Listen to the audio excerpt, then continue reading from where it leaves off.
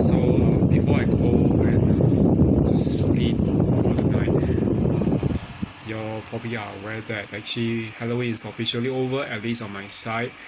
So it's been a very peaceful Halloween, no like strange things happening, whatever. And I just wanted to actually make this video about things you actually need to do to watch out for narcissists and how to protect yourself from a narcissist or even a narcissistic abuse that might come up when you actually get them into your life.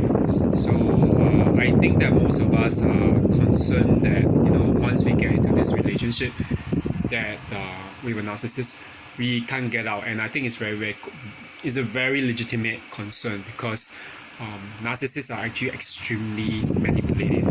They will do whatever they can to get into your life, and once they are in, they are, I'm not saying they are in for the long haul, most of them are not. They actually are aware in most cases, or even subconsciously or consciously, that the relationship that they have with you is not going to last. But while they're still in it, they are going to actually make sure that they can get whatever they can out of you.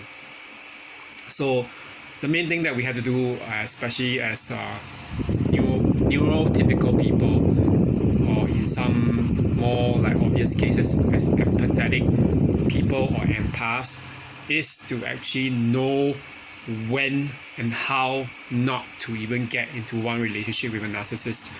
So okay, this is actually off the top of my head, and I think that one thing that I came across when I was reading, even looking around and for resources and materials, is this thing: what are our limits and boundaries? What will we not do? Okay, this is not really something that I think most of us are willing to come to realize. Why did I say this? Because most of us, when we get to know someone, whether it's a friend, romantic partner, or whatever, the first thing we do is to say, oh, what can we do for the person? Or what can we do to get that person to like us? As empathetic people, we go out of the way to make someone like us, even if it means that we become excessive people pleasers. Okay, this is very detrimental to us. Okay, and subsequently, of course, it benefits the narcissist or whoever is narcissistic, because we give everything we can to help them.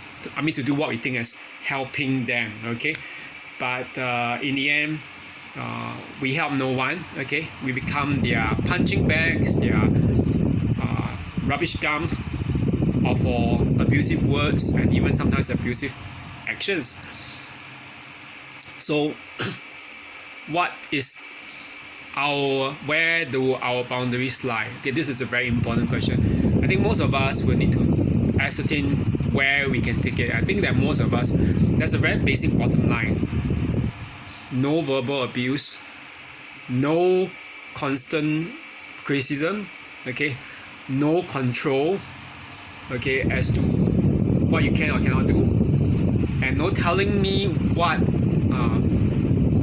I must be like, okay, in terms of my physical appearance, my thoughts, my beliefs, and things like that.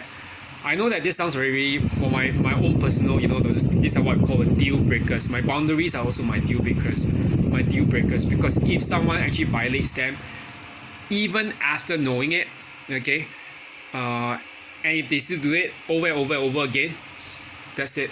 Okay, I don't care whether someone is like influential or not, or whatever. The point is this: if they are doing that once, they will do it again. Okay, so that is the thing we have to look out for. And okay, one other thing, I think that most of us are very aware that narcissists are really, really charismatic, charming, and manipulative people. Okay, at least on the surface they look very, really charming and charismatic. They can hook you in very easily. So the main thing is actually that so-called love bombing phase. One thing is this: you must always trust your gut reaction or your gut instinct. If it is really too good to be true, if they seem too nice, they are really too nice. Okay, and I wouldn't recommend going further.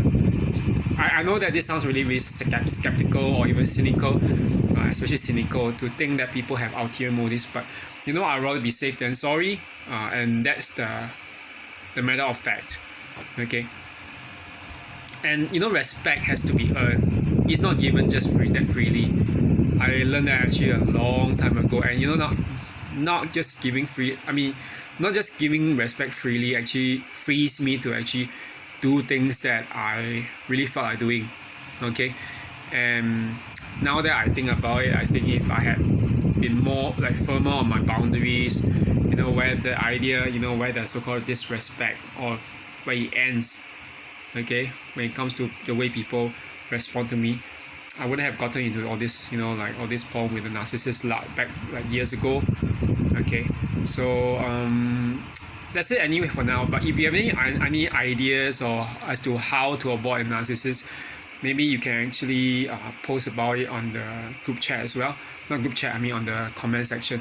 So far, I haven't really been so, active and like posting about narcissistic abuse, but I've actually been planning something in terms of my own research, and I want to do it, and I'll be reading as well, reading a lot about things. So I'll talk again later on when some more ideas come up. Okay, so but in the meantime, have a good one, everyone. Okay, bye bye.